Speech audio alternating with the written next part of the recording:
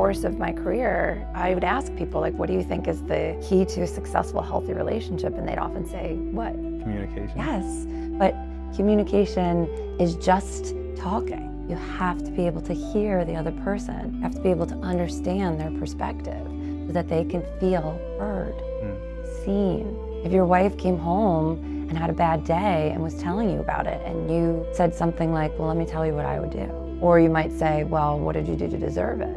Or, oh, you poor thing. Or if you were like, tell me more. Which of those responses do you think that she's going to open up to you more with? Yeah. I'm Deborah Winters. I'm a licensed clinical therapist. I'm a parent coach, and I am the author of Building Your House of Harmony, a parent's blueprint to cooperation, respect, and lasting change. And I'm also the mom of 2 girls, almost 16 and 12.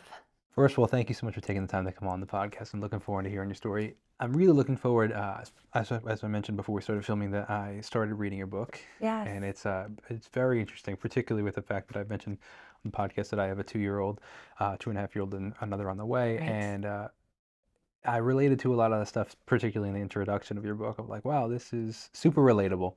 Yeah. So I'm really looking forward to diving into that. And I think that a lot of entrepreneurs will relate as they have kids, but I think also to some degree, what I was gathering also when reading your book is employees are kind of like kids, Oh, and right.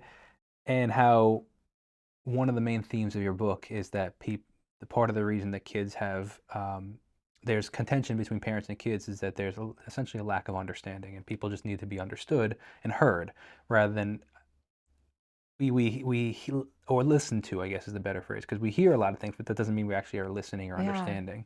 And I think that can be taken into the workplace of our employees are saying things, but we're not necessarily listening to what they're saying. Yes. So I think that as a parent, which many entrepreneurs are parents, and as a employer, which many entrepreneurs are employers, though I think both can take these principles back into the house and into the workplace. So I'm looking forward to this conversation.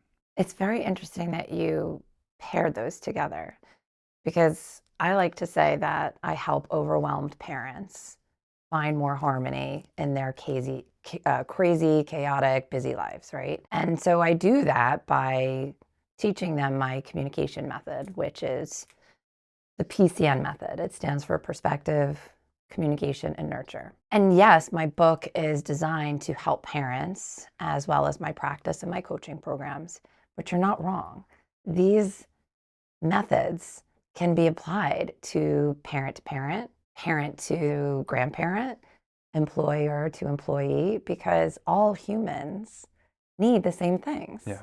Well, it was interesting. As I was reading it, I was also thinking exactly what you just said, parent to parent, how I can use these principles and tools in my communication, my understanding with my wife, and how often so many of the conflicts that we have, which thank God are minimal at this point, but so many of the ones that we have are she's not understanding what I'm trying to say, or I'm not understanding what she's trying to say. You're not listening. Yeah. I am listening, but yeah. Exactly. So tell me a little bit about you and your background, Sure. and then tell me, let's dive into the book. So I didn't start out as a clinical therapist. I actually started out as a research analyst for ad sales television. I worked for A&E. I worked for Nickelodeon. I worked for MTV Networks. I left my career when I was pregnant with my first daughter because I just recognized that I'd always had this interest in humans and behavior and how humans interact with other humans. And doing research for television networks was interesting up until a point, and then I just needed more. I was pregnant with my first daughter. I wanted more. I wanted to be around her more. So I left and got my master's in social work. So she was 9 months old when I went back to school. And I like to say that when I was finished with my program and I was finished with my clinical hours and passed my clinical board, she was 9 years old. So it was a journey for me to get to where I'm at, certainly, but I think it's really now coming full circle as my oldest is now almost 16, as I mentioned, and she's starting to talk about her future and what she wants to do when she grows up. And the answer is you don't have to know now. You can always reinvent yourself. You can always go back to school and do something different. And I think each experience in life builds on the next. Yeah. And for better or for worse, we're not in a society anymore where you get your first job out of college or high school, Right. you stay there for 45 years, and then you have a pension or I guess, what do they call it? Not a pension. I guess it's a pension, I Like a guess. Yeah. Well, 401k, now we still have 401ks, but like when you would retire from a company, they still pay you after. pension. Yeah, pension was the right Yeah. word. That's beside the point of whether or not it's good or bad for society. It doesn't really matter because it's the reality of society. So, like you very much said, you could start as one thing, work there for 5 years or 5 months, and then that's Right. the building blocks for the next thing. And I mean, like you and I just said, we both have had many iterations of our career, Oh, and yeah. however long we've been doing it, right? So that's really interesting. If we could drive that into our kids a little bit more, I think it would take the pressure off of, I got to figure out what I have to do. I have to figure out what I have to do. It's like, no, you really Yeah. don't. Like you want to have some direction. You don't want to just sit on the couch and do nothing. But like you can pivot, and it's actually not that hard to pivot these days, Not thankfully. that hard. I mean, it takes it takes self-confidence Mm. and it takes faith. I remember 6 months into my graduate program, my husband told me he didn't like what he was doing any longer. And I was like, "Well, hold on, all right, we have to be smart about this." And he also went into business for himself after I finished. What does he So, do? so now he's in real estate and he's grown his company where they now help families build like safety ramps and safety equipment for people who don't want to sell their house but feel like they can't stay safely inside the home that they Oh, wow. raise their families in. So now he's evolved from helping people sell to helping people stay. Wow, very interesting. Hmm. So your daughter's 9 years old when you graduate. Or Yes. for get your full certification, I guess you could say. Yes. So do you used to go into practice for yourself? I know that the process is like you have to work under somebody, collect your hours, and then take your Right. testing. So is that she was 9 when you fully completed When everything? everything was finished. Okay. Right. So at the time I passed my first state board, I was pregnant with then my second daughter and completing an internship at a high school. I thought I always wanted to be a school social worker. But as I was working with the children, I happened to also be working with their parents. And I was Mm. raising my little one, who was probably around the same age as your oldest daughter, and giving the same tools and strategies to the parents of the high school students that I was working on myself at home raising my daughter. And I thought to myself, like, this is really interesting because I can impact the kids, I believe, more effectively by starting in the home, as opposed to giving them tips at school to then bring back to their home, Mm. which I'm not sure resonated or carried over. And at the time, my director and my advisor told me about parent education, and I thought, what is that? I never heard of that. That's like a real thing. So, still, pregnant, I was like almost due for my second daughter, and I went and got certified in something called STEP, which stands for Systematic Training in Effective Parenting. So I thought, okay, this is it. Like, this is where I belong. I am really aligned with this. And then shortly after I graduated from my graduate program, I got my postmaster's in parent education and started my practice then and there. I didn't need a clinical license to parent coach. So, What is parent education? I think about it as tips and tools for helping parents get through their days, getting their children to cooperate, getting their children to listen better, helping them to recognize their own behaviors and maybe perhaps what they're bringing into the room when they're trying to get their kids to listen. But I noticed and recognized how beneficial it was to have this education and human development and understanding of why people behave the way they do.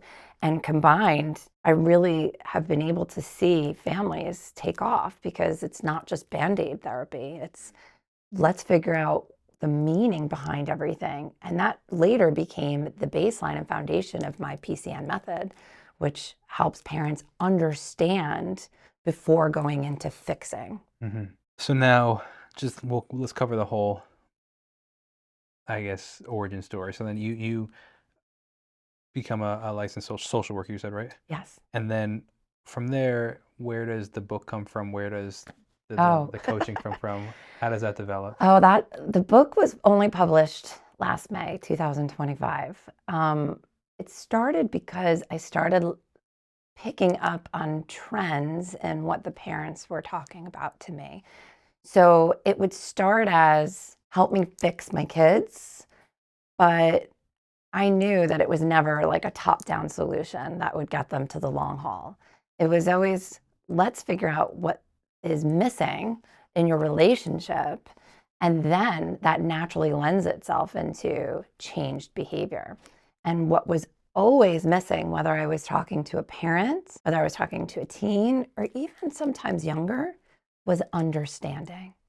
And understanding means feeling seen, feeling heard, being understood. That leads to connection, which is a human basic need that everyone has, which is why it would work from employer to employee, which is why it would work from co-parent to co-parent, because we all want people to just really hear us and see us.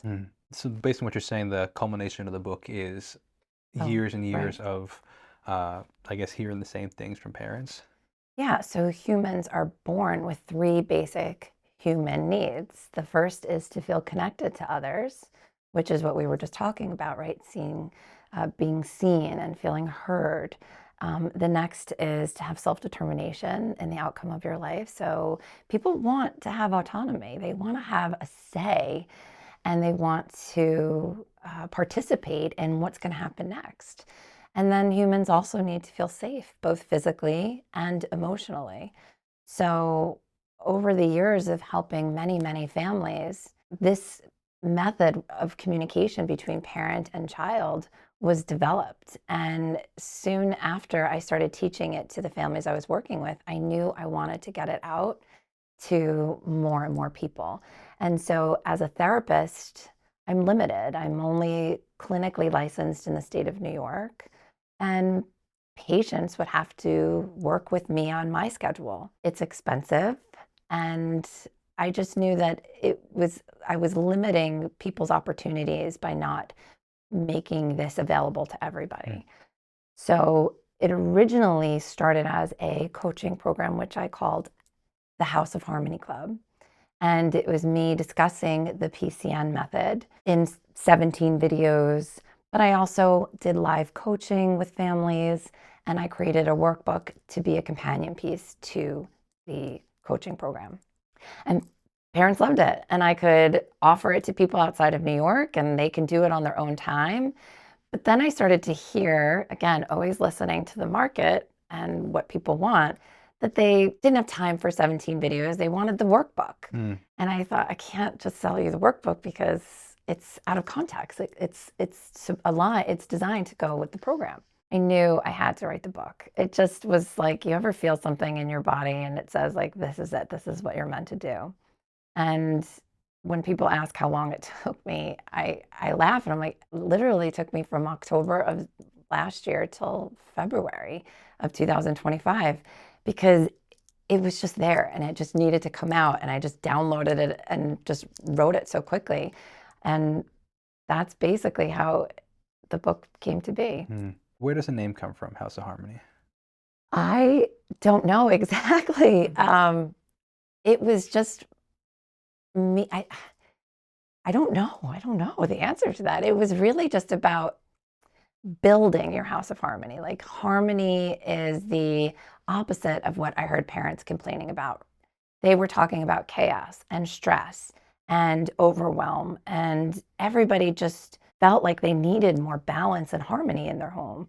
And when I was thinking about my method, I envisioned it as building the house of harmony. So the perspective is your foundation, right? And you can't build a house on an unsteady foundation.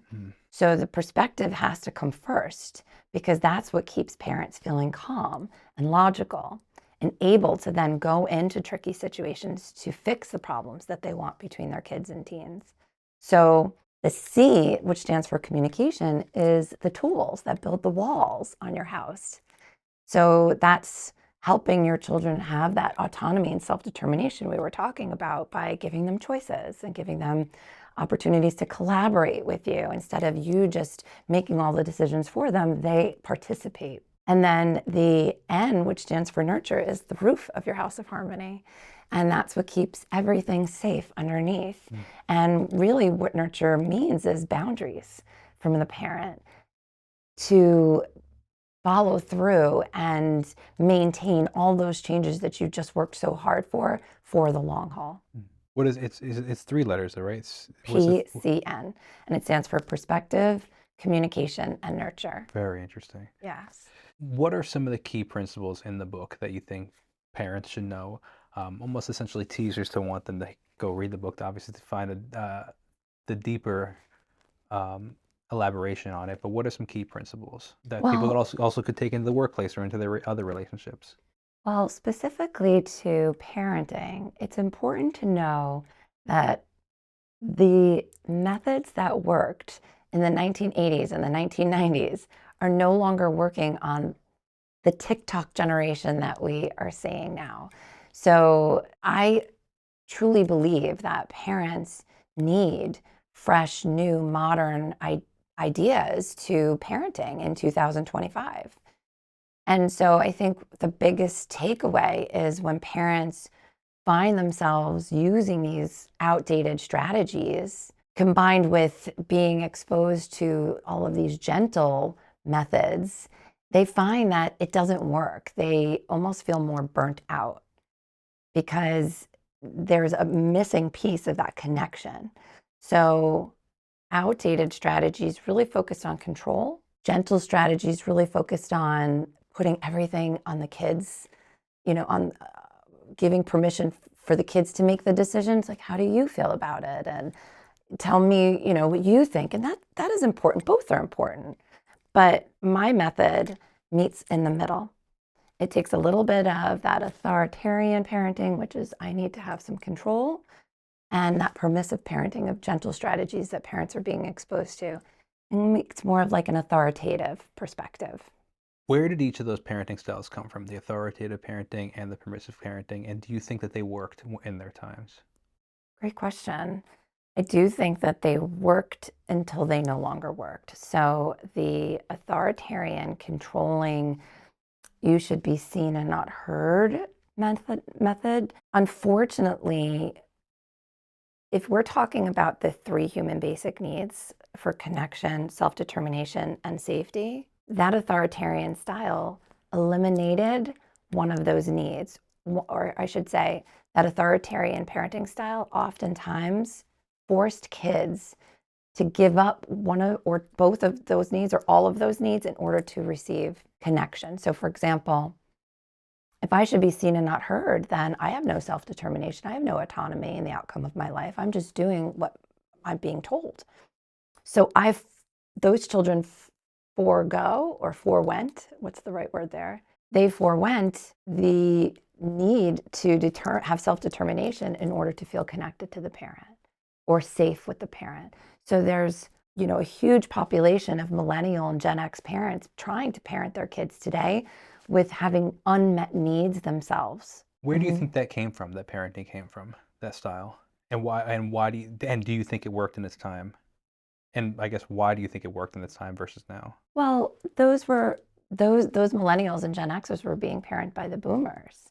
And so boomers were very much like, power through. We've got to get through this. We are a generation who doesn't really talk about feelings. We just move through it, and it'll be okay. There was no such thing as anxiety. There was no talking about feelings. We were just surviving. Because it was necessary for the time? Right. So now go all the way in the opposite direction. All we do is talk about mental health. Mental health is everything. And so parents know that they want to nurture their kids. They want to nurture their unmet needs while they're parenting their kids, but they don't know how to do it. And it feels really confusing if they yell or if they raise their voice or if they set a boundary, because they were never taught how to do that from their own parents. It's really interesting because you're explaining things in a unique way where I would agree some of these authoritative parenting methods don't necessarily work So totally. it's actually authoritarian that doesn't work. It's the authoritative that works. I know they sound so Yeah, similar sure. and they often get confused, but authoritarian is that like you do what I say. The dictator, It's yeah. my way, right? And then on the opposite end is that permissive Where did parenting. that come from? An overcompensation, the permissive Yeah. came from the overcompensation Yeah. of the I want my kids to feel heard, which is important, but then they don't follow up with the boundaries. because I never was heard kind of concept. Correct. But you see, children need boundaries. They need Yeah. to have limits. And you know, as a parenting coach myself, I often get confused with just being gentle. And there's a gentle element to it, but I yell. I absolutely yell. And in fact, you know, I will tell parents that I came from a yelling household. That's just how my parents communicated. My father was Greek. He, you know, his only way to communicate was yelling. He was very loud, and we all had to be louder than the other person to feel heard.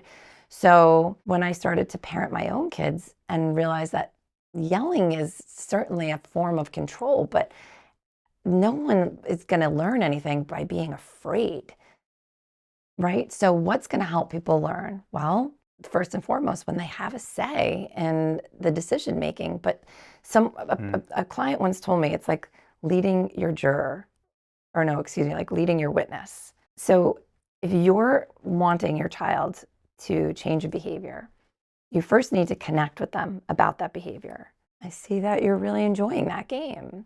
I see that it really bothered you that your sister took your toy. I see that it really upsets you that I won't let you go to that concert late at night. Just staying in that space with them, using what we refer to as reflective listening, repeating back what you see, repeating back what you hear, but just staying in that space until your child goes, yeah, you're right. Because that's the sweet spot. That's when you know your child's brain has gone from they're not listening, I have no say, they just want to be, you know, they're just telling me what to do all the time. And our brain is designed to ward off threat and to keep us safe. So if it's in a state of mind where it perceives something as threatening, even if it's not physically threatening, your brain's still going to go into fight or flight. It's still going to want to resist whatever it is that the parent is putting out there. So they might oppose you. They might fight back. Or worse, they might comply. And again, they're learning how to listen through fear. And that's not what parents want. They want their kids to be resilient and self-assured and confident. So by using this method of starting with connection, using reflective listening, it lowers the stress. The brain no longer feels threat, fight, flight, freeze, fawn. And it literally cortisol levels just decrease and they're open now to change. I'm not sure how to properly communicate this next question because it's an interesting, there's a lot of layers to this, but it's along this line, and it's really interesting what you're saying. I'm trying to understand it myself for the first time, Okay. because I relate to a lot of things you're saying.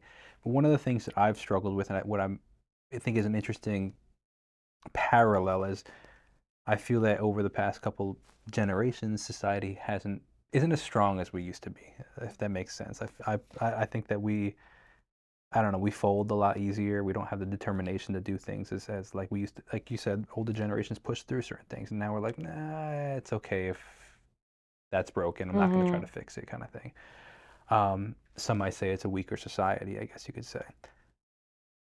So then there's also like the whole parenting style of like, oh, it's just the permissive parenting. It's like a weaker style of parenting, some might say. And I think that there was some sort of rose-colored glasses when we look at the past and like, oh well, but they used to do it this way, so it must have worked because it's history. And I find myself falling into that trap. It's like, no, this is how it worked. And then, but you're right. It is interesting that like things do change and society changes as a whole. You know, like in the 40s and 50s and even the 60s, there were pretty significant wars going on, and like society was just trying to survive. And we're not really trying to survive anymore. At this point, we've been thriving for quite a while. That human nature completely changes. Um, and it's just interesting that like it's all about perspective and perspective shifts and how you see Right. things. And one of the things I want to take that now and pivot into, I guess, my next question of, you mentioned in your book, particularly in the intro, you talk about, this really resonated with me, was one of the reasons parenting is actually more difficult today, because that's a weird thing to say, is like, it feels so much harder than I thought it was going to be, Yeah. or than people say it was in the past. And I'm like, but this doesn't am I just weaker? Is that kind of is how I felt to some degree. Um, but when you explained it with a couple of things that you mentioned, was really interesting, particularly the over information age that we're in right now. And I'd really like you to speak on that, particularly with the fact that, like you were talking about in your book, how we know so much that it's almost paralysis by Right. analysis. Yes. That I'm like, I've heard this works, but I've also heard this works, but I've also heard this works. Now I don't know what to do, and Right. now I'm like, which is no, I don't know. Help, I'm stuck. Yeah. So I love to just kind of again, I'm Okay. trying to process all the things you're saying, because I think it's really interesting. It's also super high level, and I have my preconceived notions that I grew up, I thought, believing to some degree. So now I'm trying to like Yes. relearn certain things, because obviously what I'm doing is not necessarily always working. So I'm trying to be like, okay, maybe this is, so I'm processing it. It's almost a Okay. therapy session as we're. I love that you said I have these preconceived ideas about parenting, right? Where did those preconceived ideas come from? Your own parenting, right? Your own Yeah, and parents. history. I'm a huge history buff. So like looking at history and reading and watching documentaries, not particularly parenting, but you see societal dynamics Yes. in those things. Right. So I don't want to negate any of that. I think we have to take from history and decide, what is feedback about that? What has helped us to learn and evolve as a society? And there were things about that time that really did work. And I think what parents most often will say is like, these kids need rules. They need limits. They need boundaries. They need to be told what to do. Well, yes, they need limits and they need work ethic and they need to understand and respect. But when you stop there, you're only meeting one need, right? For perhaps children to have some self-determination, but you're not meeting the need for connection, and or you're meeting only their need for safety because you're providing a roof over their head and they feel safe under that roof as long as they comply to you. So the PCN method takes the ideas that worked from the past, the ideas that worked from present day, and modernizes it with neuroscience that you mentioned was a little high level, but also real parenting feedback of what's happening today. So, as I mentioned, parents are struggling with trying to find that happy medium. So, it's really not all that different because you are still setting limits, but you're doing it after you've connected. The only piece that's really new here is connecting with your kid, but not stopping there. So, that looks like, again, tell me what's going on in your world. Your 2-year-old doesn't want to leave to the store. They really want that thing that they saw. And you're like, really enjoyed what was just happening. I love watching you love something. You're relating to them. You're being in that moment with them in that experience. Now, instead of you going, stop carrying on, we've got to go, you've got to deal with it, and you recognize that perhaps that makes them more upset, more dysregulated, and now you're even more stressed because you're trying to do what your parents did by shutting it down and it's not working. So this is interesting, if you don't mind, if I just segue for a second, because I call this a WTH moment, which means what the hell. If you're a cursing family, you could use WTF. It doesn't matter. It's up to you. But when you're trying to help the situation and it's only backfiring on you, that's when you need the PCN method. That's when you need to start with connection instead of control. So if you were to say to your daughter at the grocery store, stop your whining, let's get out of here. And she was like, okay, daddy, you don't need the PCN method. It worked. This is really for parents who feel like they're trying everything and nothing is working. And I guess to some degree, it is that preconceived notion of what you think it should look like, parenting should look like. And I want you to listen, because I know to some degree know 80% of what's best. I'm not perfect. Of course, I'm going to make mistakes. So there is some sort of desire of compliance. Um, but you're right. If it's not working, it's not. There is a need for humility of like, hey, I understand that this is what I want to work and what I want to see things look like, but it's not. And I actually just had this realization a couple last week. I had my daughter randomly started waking up in the middle of the night. I've actually heard that it happens a lot right before the second baby Mm. comes. It's something that I guess they can sense, but every time we talk to parents, just like we'll mention it nonchalantly, like, and they'll be like, "Oh my gosh, my kid did the same thing," and I don't know. Regardless, it's a little frustrating that she slept Yeah, through the night for 2 years, yeah, and all of a sudden is giving us problems in the middle of the night, and we're now it's a little stressful. It's like, oh, and we know that it's not going to get any easier when another kid comes in the mix. yeah. That's beside the point. So it was 2 o'clock in the morning. I was sitting in my daughter's room, and I had this realization um, that the phrase that I had was that I meet frustration at the intersection of my will and my reality. And that could be used for any part of our life, but like it means that when I want something to look a certain way or expect it to look a certain way or a desire to look a certain way, and the reality is it's not, that's where I meet frustration. Yes. And learning that I have to accept the reality a little more and then pivot to the reality. Um, but acceptance isn't necessarily apathy, where it's like, oh, okay, I guess this is the reality. I guess we just got to go with the flow. It's okay. I accept that this is reality. We can work to change it, but in the process of working to change it, this is still the reality, and I have to accept it. And I'm curious, like, I think that's to some degree where a lot of parents struggle is they want their kid to look compliant, but the reality is they're not. So whatever they're doing, they have to accept is not working. What I think I'm hearing you say is that you want your child to meet your needs, right? You're tired. You want to go back to bed, and maybe it works, and more often it probably doesn't, if I'm going to I guess. guess so. I'm Yeah. not sure. So the idea also behind the PCN method is not to start from a place of asking your child to know what it's like to be an adult who's exhausted and who has to go to work tomorrow, and rather meeting them where they are at, because you've been a child, you can relate, you understand developmentally, emotionally, all the things. So when we start from a place of emotion, meaning I'm tired, I'm overwhelmed, I'm exhausted, can't you just go back to sleep? Emotion is going to lead to more emotion. Hmm. But when you start with perspective, remember, you're telling the brain, I'm safe, it's okay.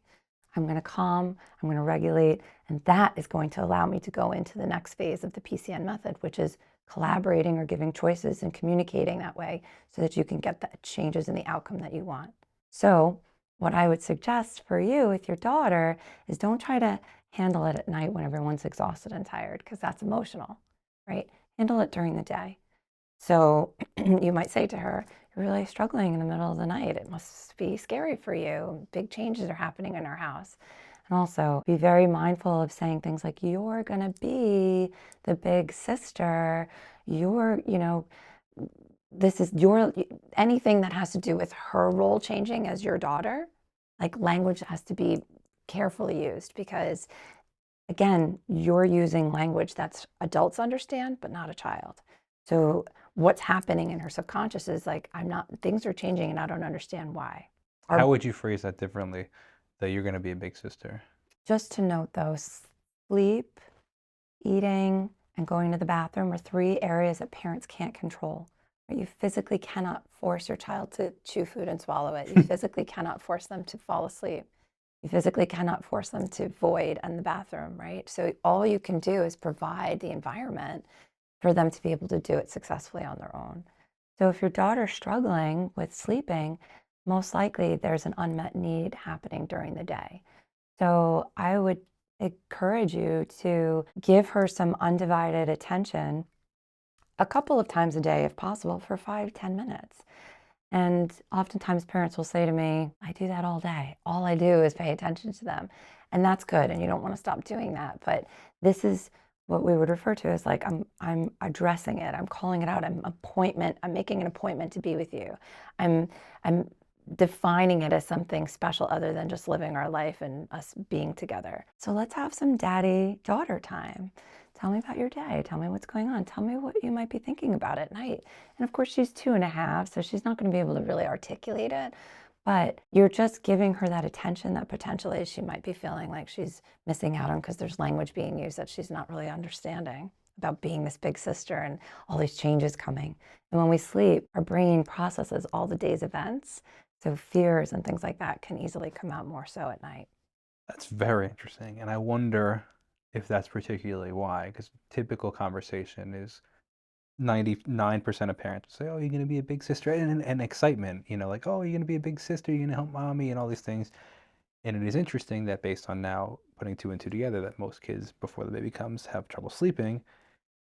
And I wonder if it's related to the fact that they can't process all the things you're telling them and things that are happening during the Yeah. day, and and the brain wakes them up in the middle of the night, and then they're scared. And Well, it takes 9 months for a baby to come, so there's a lot of talking and a lot of planning. But if you were taking her to Disneyland in 9 months, would you start talking about it 9 months in advance? Because she couldn't conceptualize it. If there was no experience going to Disney World before, it would just be this huge, immense thing that everyone's telling her to be excited about. So I would really just temper the conversation and instead focus on the things that she does understand, like perhaps buying some toys for the new room or setting up the bassinet or picking out colors or blankets, things that she can see in front of her and understand and relate to. yeah, it's very interesting. I know when we were having our second, I, I rented this like very old fashioned video from the library that was going to help us talk to our oldest.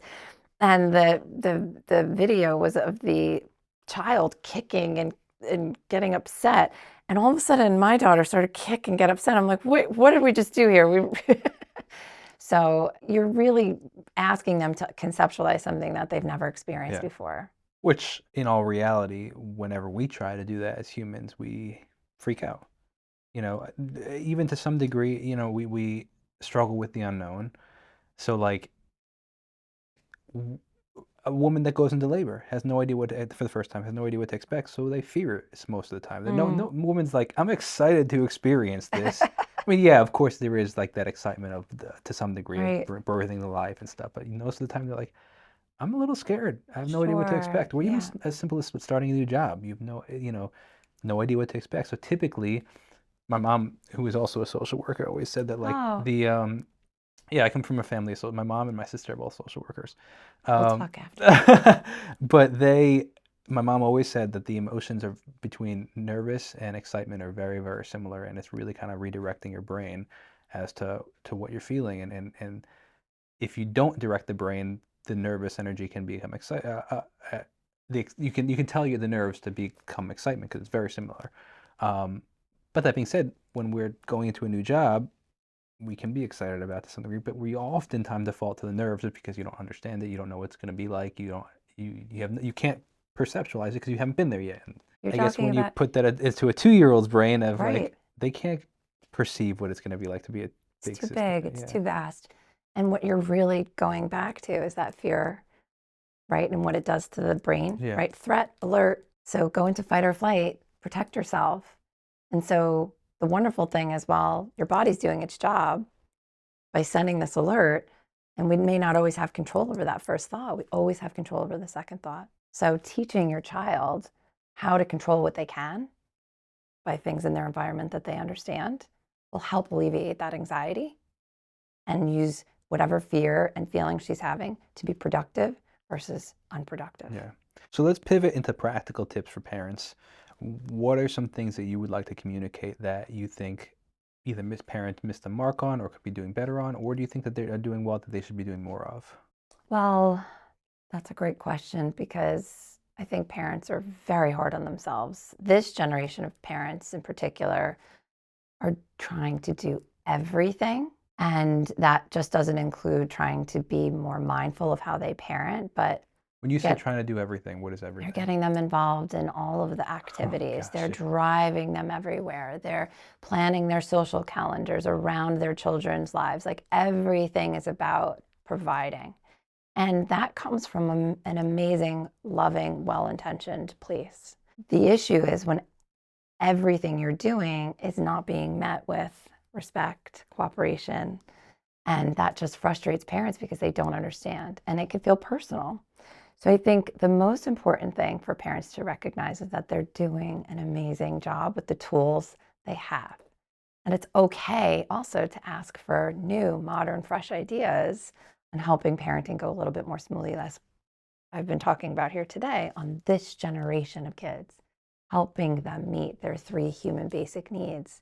Because when those needs are met, cooperation, respect, self-determination, advocacy, like all of that stuff just happens to flow naturally as opposed to having to work so hard for it from the parent's perspective. And I think it's also important to tell parents that when we start from a place of control, don't do that, stop it, I'm going to take that away, or even just being very passive or shameful, almost like, why would you love soccer? Why would you say that? You did so good today. You're so smart. When we start from a place of like, I need to fix your behavior, we need to change what's going on right now, you're going to lose your kids. So this is what I refer to as fix-it mode, right? My child's made me uncomfortable. I need that discomfort to go away. So I'm going to control what I can to fix it. And so we can both feel better. But again, if your child's like, thank you so much, that was such great advice, and it worked, move on with your life. But if you find that you're in a WTH moment and your child's opposing you or rebelling you, that's when you know you need to start with connection, then move into fix-it solutions in the communication phase. Very interesting. In my course of my career, I would ask people, like, what do you think is the key to a successful, healthy relationship? And they'd often say, what? Communication? Yes, but communication is just talking. You have to be able to hear the other person. You have to be able to understand their perspective so that they can feel heard, seen. If your wife came home and had a bad day and was telling you about it, and you said something like, well, let me tell you what I would do. Or you might say, well, what did you do to deserve it? Or, oh, you poor thing. Or if you were like, tell me more. Which of those responses do you think that she's going to open up to you more with? Yeah. Right? So when we start from communicating, we're talking. We're just talking. Maybe I'm telling you what I think. Maybe I'm telling you what to do. I don't want you to be upset anymore. I don't want you to be uncomfortable. So I'll fix that for you. And then the person's like, you're not listening at all. It's so frustrating. I Oh, found let me myself tell in that you. trap a lot. Oh, right. Okay. Tell me more. So I grew up in the generation where electronics were just starting to become available to the masses. And yeah, of course, when my dad was in his 20s and 30s, they were just starting. But now, when I was growing up, it became like massively available to kids, particularly kids actually, because my dad was in his 20s when video games came out or stuff like that. Um, when I was 8, video games were like widely available. And it's only become more and more, not just particularly video games, but electronics and screens and screen time. And it's become more and more available and available for younger and younger generations. For Right. example, I was pretty significantly older when I got my first cell phone compared to when kids are getting them now. Right. Just because they weren't popular. Now, out of, I think, best intentions, most parents, 98% of parents have best intentions for their kids, but sometimes those intentions end up being more harmful, even though those intentions were good. So that being said, I've noticed just in conversations and in just day-to-day life that screen time is one of the biggest points of contention in parenting these days, where whether either the parents saying, hey, we're limiting screen time, or we're taking it away as a discipline. You specialize a bit in this conversation. You have, I think, a Yeah. course in it, correct? Can Yes. you talk to me about that? Sure. Well, it goes back to how parents approach the screen time topic of either I'm taking it away and I have full control over it, right? Well, remember, that's that strict boomer, authoritarian parenting perspective versus the we're going to go out to dinner. You can have this all you want, so mom and dad can have a conversation. You get to make all the choices, right? That's that permissive style of parenting. And so again, the PCN method helps parents come in from a place of we both have control, right? And how does that look and how does that play out? So I like to say, like, we can't control everything in their environment, but we can control how we talk to them about their environment. So parents who are afraid of what the what screens are doing to our children's mental health. Like, this is newer information. Like, we've always known, but I think having more and more information about it is contributing to some of the to contributing to higher levels of fear. So, which is, remember, if we start from a place of emotion, it's going to lead to more emotion. So that parent might say, you know what, no screens at all. So the PCN method essentially helps parents balance their screen time, okay? Or the PCN method essentially helps parents balance their kids and teens' screen time, not completely eliminates it from their day-to-day. I mean, screens are omnipresent. They're everywhere. So if not having screens in your home works for you, that's fine. But if you're like me, screens are very much part of my children's everyday. So I don't want them to be on the screens all the time, but I also don't want to have to fight with them and lose connection with them just because I want them off of them. So this all started because I was on vacation with my family 2 summers ago. And my oldest, then 14, was using her phone. And I felt what most parents feel, like it was personal. I just paid for this beautiful vacation and you're on your screen. I would like you here present with me. You're so addicted to that thing. You can't get off of it. That's starting from a place of emotion. And we were doing that for a few days. And all of a sudden, it started to just feel like we weren't enjoying each other at all on this beautiful vacation. And I thought to myself, wow, I really wish that there was a way that I could talk to her where it didn't feel like I had to nag or yell. Oh, right. I created a communication method. I should probably try to use that. And sure enough, I pulled her aside. I connected with her and I was like, you love your phone, like you're connecting to your friends. It might be boring sometimes to be around mom or dad and not have anything to say, or around your younger sister. And we just stayed in that space until I recognized when she felt safe with me. And then I said, all right, well, what are we going to do about it? I don't want you to be off your phone all of the time that we're here. That's not what I'm saying, but how can we balance it? And so we came up with a plan together that worked for both of us. It's like I was saying before, like guiding your witness, right? I have the goals in mind. How she gets to that goal is up to her. That's where the self-determination piece comes in. And then the hardest part for most parents is then following up with that, right? Because setting boundaries can feel uncomfortable, and humans don't like to be uncomfortable. So learning how to follow through in the nurture phase is something that I really work on a lot with parents, not just to understand how to get perspective and how to communicate those changes, but really follow through to keep And those what does changes. follow through look like? Well, I say that the perfect way to set boundaries is not just collaborate the changes with your kids, like what is the screen time going to look like now, but what happens if you don't follow through to your kid? So what is the consequence going to be? And now I'm also asking them to have a say in what the consequences are. So a perfect follow through sentence would say, I see you're choosing to lose screen time for a day because you were having a hard time following what we agreed upon. And so then it becomes all on them, right? You're no longer the naggy, yelling parent that has to make all the decisions and fix it. Your child has a say in the outcome, even when it comes to their consequences. Very interesting. How have your kids received the PCN method? Oh, so that is a great question. My kids, well, specifically my oldest, recently had a sleepover. In fact, it was for her last birthday. And if you know teenage girls, they can be very loud.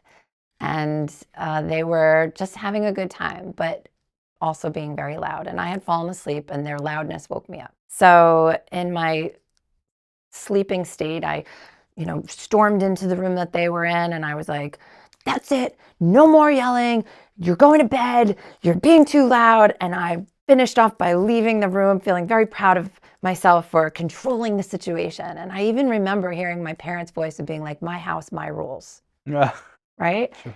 And I sat down and I look at my phone and there's a text from my daughter that says, it sounds like you're having a really hard time with this being loud. This doesn't really sound like you. Is everything okay? And I was like, first so exhausted and upset that I got awoken. I was like, how dare you question my parenting, right? So this is my parents' voice coming back. And it was my husband at the time that said, holy shit, she's using your PCN method on you. And I just literally like, I had this like flood of just calm come over me because I was so proud of her. I always say that parents, we try so hard to be perfect. We try so hard to raise them to be perfect, but your kids don't need that. They just need better communication and better conflict resolution skills so that you don't have to have so much stress in your life and so much chaos. And so we were able to transition through that hard time in like 5 minutes versus I yelled at her, she's upset, she's embarrassed, and now she's going to bed, not talking to me. We've got to then wake up in the morning and it was over and resolved. How did you respond to her? I said, come upstairs and talk to me. She did. And I said, you're right. I was awoken and I'm not myself when I'm half tired and half awake. I'm sorry. I said, but you're being very loud. So what are you going to do about it? How are you going to be respectful to the rest of the house? And we worked it out. I went down and The PCN, I'm back and forth. So now you put the ball back in her court. it was just a really great moment for me personally, but this is what I see all the time with the parents that I work with. They have these aha moments of they stopped trying to fix everything with controlling measures, allowed perspective to start the conversation so that the next part of that change can come through their kids and collaborating and choices, and they feel like they have a say in it. And again, when your kids have a say in the decision and the outcome, they're more likely to follow through.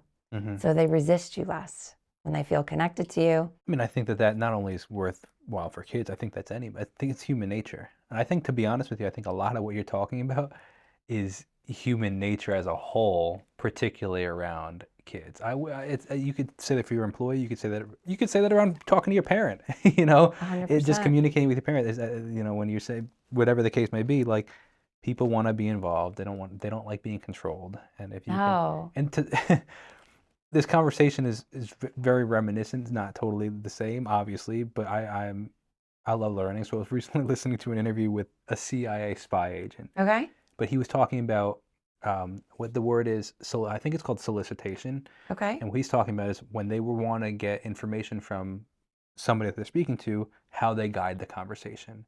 And most of what he's talking about is you create an environment where the person feels comfortable to then share the information. And it's very similar how, as a parent or anything in life, any relationships, it's different than I'm not talking about manipulation, because any manipulation is using that for your own self-interest. But in this, where it's like you're guiding the conversation so that you're both mutual. It's instead of it being an explosive TNT, it's Right. and it's just interesting how we can guide these conversations in a way that is mutually beneficial. Yes. Very Again, if that CIA agent asked the witness to reveal information and they did, they don't need any of this. Yeah, exactly. Right? Sure. But if they're being resistant and oppositional, you have to learn how to connect first. Exactly. And it's about connection and then guiding the conversation. But what I was saying is that humans want to be heard and have a say in the thing. And one of the things this guy, the CIA agent, talks about is he recommended not asking questions, but in this particular thing of solicitation, but making statements. And then human nature is to want to justify yourself. So if I said, you mentioned the fact that you used to be called the Drug and Alcohol Task Force, and now it's called, what did you say? Aware Long Island. Aware Long Island. If I made a statement about that, for example, I heard that it's been really I heard that the Aware Long Island's been really effective, and it's actually reduced whatever alcohol use among teens by 30%. And that may be a correct or incorrect statement, it doesn't really matter. What like you feel not justified, like, oh, actually, it's actually decreased it by 50%. Now you're starting to share information that I didn't necessarily ask for because I'm trying to find does it make sense? I'm schmoozing you. Yeah, exactly. I'm leading the witness. But it's the same, but because we have this need to want to be heard. Yes. But you're not, but when you start asking questions like that, if I said, how does it really work? Has it actually, reduced alcohol consumption among teens? Now your guard's up. Now you feel like if I don't answer properly, I'm going to feel judged. He might judge me. I have to try to impress him. Even it's all on subconscious levels. Like, no, I want to prove that this is actually working. Now you're on a totally different level of like, I heard this is really working, but and then you say like a wrong number. The CIA agent wants to know the exact number, right? Like, Yeah.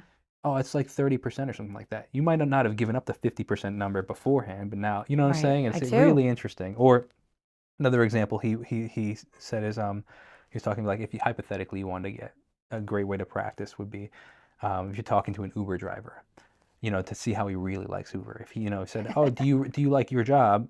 They're gonna answer in a very, like cookie cutter because they were not sure how you're gonna why you're asking and how you're gonna respond. It'd be like, "Oh, I read an art." It could be total BS, but "Oh, I read an article last year that Uber drivers have the highest satisfaction rate." Now he's gonna just be like, Now you're relating "That's to him. BS. What are you talking?" Right, right, Like right. now he's just communicating because like now he's the one that's now leading the conversation because he Yes. wants to be heard. It's all about And human this is nature. probably very helpful for you when you're doing your podcast. Absolutely. That's why I was listening to it. You can get information from, not in a manipulative way, but helping people open up in a way that they might have been a little hesitant to Yes. at first. And so That's funny. even when your newborn comes out, okay, you're going to go to change their diaper. We don't know if it's a boy or girl yet, right? And they're going to start crying. That's their way of saying, I don't want you to do this. Even as newborns, they want control over their life, okay?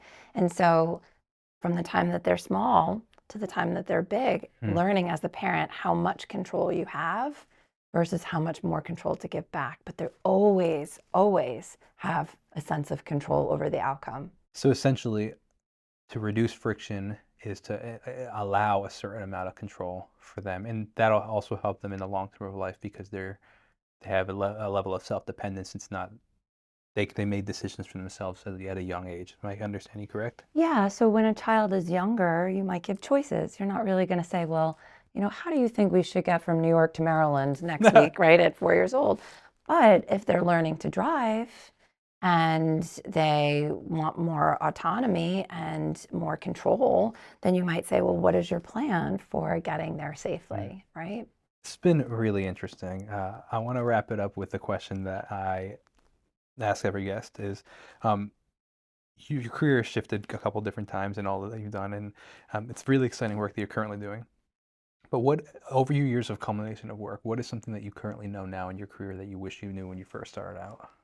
I guess the word isn't being authentically you, it's learning to trust yourself.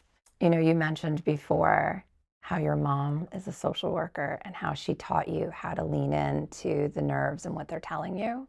Oftentimes, fear and intuition feel very similar. Mm, So, learning how to decipher what is really protecting me with fear and what my intuition is really saying. very interesting. Because when we lead decisions through fear, we tend to feel worse. And even if that decision through intuition is difficult to make, we feel better. Yeah, absolutely. So, learning how to do that myself has allowed me then to teach my clients that, Mm. teach my kids that. And ultimately, um, you know, I think that's the best lesson that I've taken with me in this process. Yeah, very interesting. Well, it has been an absolute pleasure hearing your story. Thank you so Thank much for you. sharing. I'm really looking forward to diving a little deeper into your book, but I hope. thank you. Absolutely. It's Yeah. been a pleasure. Yes.